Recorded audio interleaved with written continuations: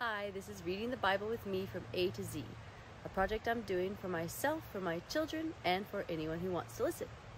There's a certain power that comes with reading the Word out loud. It says in Romans 10:17 through 18, "Consequently, faith comes through hearing the message, and the message is heard through the word about Christ. But I ask, did they not hear? Of course they did. Their voice has gone out into all the earth, their words to the ends of the world. Whoever has ears, let them hear." 2 Chronicles 28.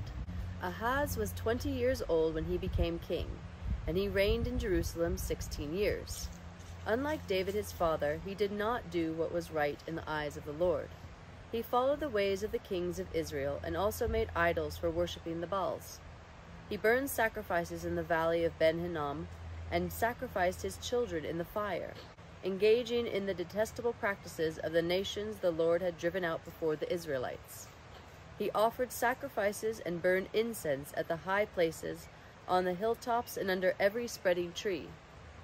Therefore the Lord his God delivered him into the hands of the king of Aram. The Arameans defeated him and took many of his people as prisoners and brought them to Damascus. He was also given into the hands of the king of Israel, who inflicted heavy casualties on him. In one day Pekah son of Remaliah killed 120,000 soldiers in Judah, because Judah had forsaken the Lord, the God of their ancestors. Zikri, an Ephraimite warrior, killed Maaseiah, the king's son, Azrikam, the officer in charge of the palace, and Elkanah, second to the king. The men of Israel took captive from their fellow Israelites who were from Judah 200,000 wives, sons, and daughters. They also took a great deal of plunder, which they carried back to Samaria. But a prophet of the Lord named Oded was there, and he went out to meet the army when it returned to Samaria. He said to them, "Because the Lord, the God of your ancestors, was angry with Judah, he gave them into your hand, but you have slaughtered them in a rage that reaches to heaven. And now you intend to make the men and women of Judah and Jerusalem your slaves. But aren't you also guilty of sins against the Lord your God? Now listen to me. Send back your fellow Israelites you have taken as prisoners, for the Lord's fierce anger rests on you." Then some of the leaders in Ephraim, Azariah son of Jehohanan, Berechiah son of Meshillemoth, Jehizkiah son of Shallum, and Amasa son of Hadlai, confronted those who were arriving from the war. "You must not bring those prisoners here," they said, "or we will be guilty before the Lord. Do you intend to add to our sin and guilt? For our guilt is already great, and his fierce anger rests on Israel." So the soldiers gave up the prisoners and plunder in the presence of the officials and all the assembly. The men designated by name took the prisoners, and from the plunder they clothed all who were naked. They provided them with clothes and sandals, food and drink, and healing balm. All those who were weak they put on donkeys.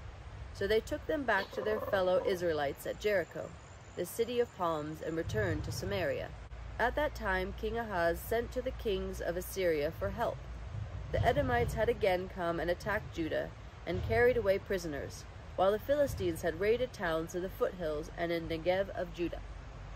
They captured and occupied Beth-Shemesh, Aijalon, and Gederoth, as well as Soko, Timnah, and Gimzo, with their surrounding villages. The Lord had humbled Judah because of Ahaz, king of Israel, for he had promoted wickedness in Judah and had been most unfaithful to the Lord. Tiglath-Pileser, king of Assyria, came to him, but he gave him trouble instead of help. Ahaz took some of the things from the temple of the Lord, and from the royal palace, and from the officials, and presented them to the king of Assyria, but that did not help him. In his time of trouble, King Ahaz became even more unfaithful to the Lord. He offered sacrifices to the gods of Damascus, who had defeated him, for he thought, "Since the gods of the kings of Aram have helped them, I will sacrifice to them so they will help me." But they were his downfall and the downfall of all Israel. Ahaz gathered together the furnishings from the temple of God and cut them in pieces.